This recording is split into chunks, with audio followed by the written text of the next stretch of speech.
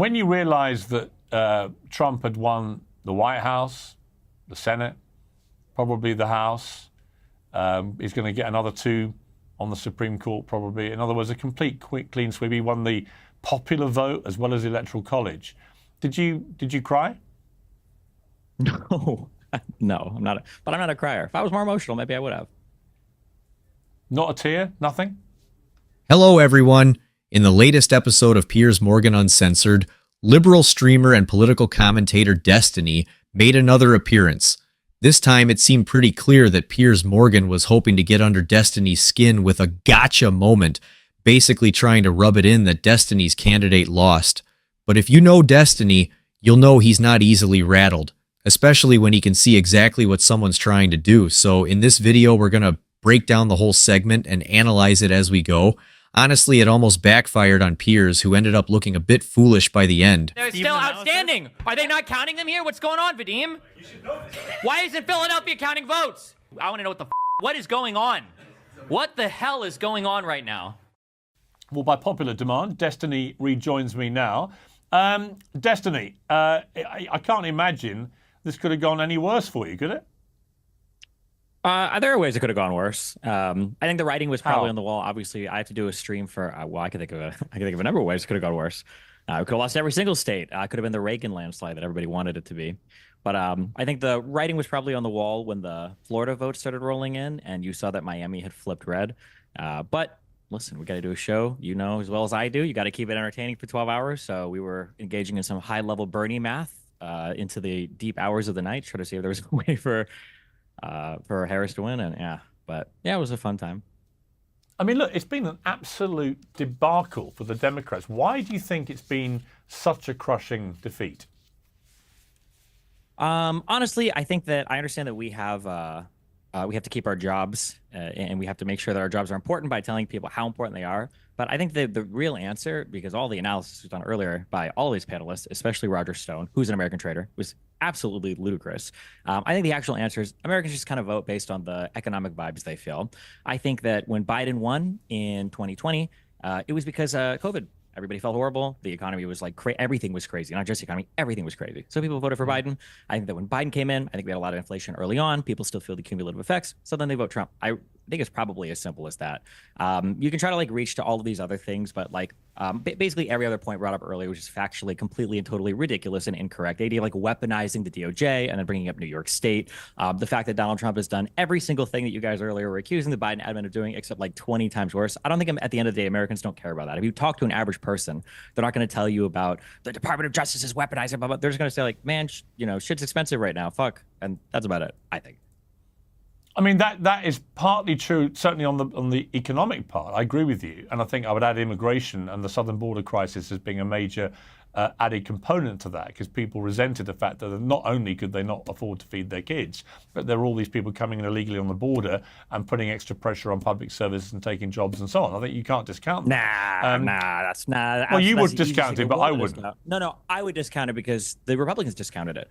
If the border was a huge issue, then the border bill wouldn't have been shut down. They would have negotiated harder on it. But they didn't. They shut it down because they knew it wasn't a real issue. People care about things like the border and immigration because Republicans told them to care about things like the border and immigration. The reality is unemployment is incredibly low.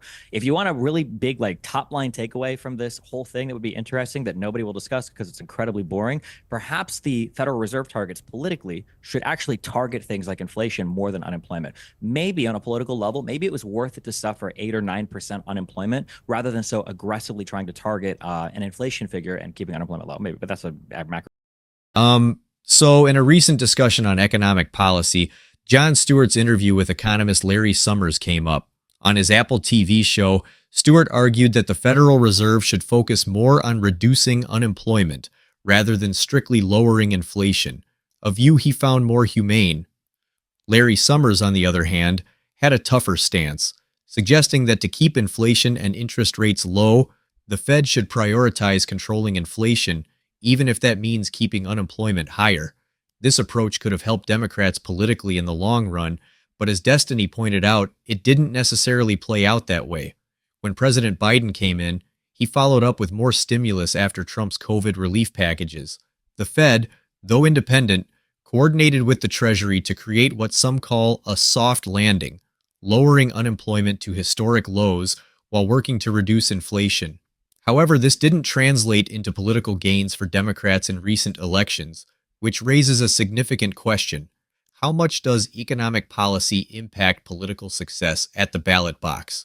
Let's get back to the video. When you get a result like this, Destiny, notwithstanding your chilling self-confidence, which I obviously admire as a trait, do you have a moment of self-awareness where you just go in the mirror, wow, I was so wrong? Do you think that the Republicans had a moment of self-awareness in 2020? Well, it wasn't the question. I just wonder whether you had a moment of self-awareness. I look at the figures as they come in. I try to analyze what the public is.